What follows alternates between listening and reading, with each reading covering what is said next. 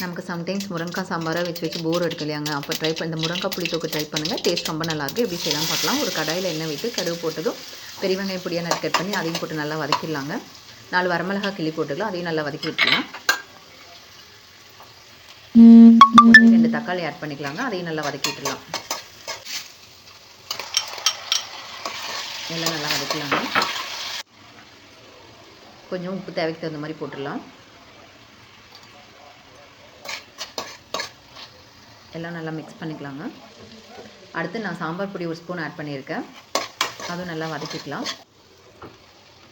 கூடவே 2 முருங்கைக்காய் கட் பண்ணி அதையும் சேர்த்துக்கலாம். எல்லாம் நல்லா மிக்ஸ் பண்ணிக்கலாங்க.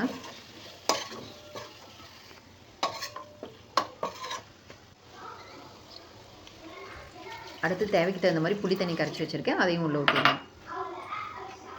எல்லாம் நல்லா மிக்ஸ் பண்ணிக்கலாங்க. புளி தண்ணி நல்லா சுண்ட வரணும். அது வரைக்கும் வெயிட் பண்ணலாம். நல்லா சுண்டிடுச்சுங்க.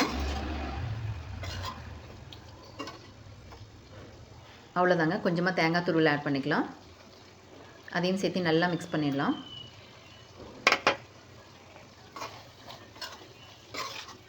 அவ்வளோதாங்க. சூப்பரான முருங்கைக்காய் புளித்தொக்கு ரெடி ஆகிடுச்சு. இது ஒயிட் ரைஸோட வச்சு சாப்பிடும்போது டேஸ்ட் சூப்பராக இருக்குங்க.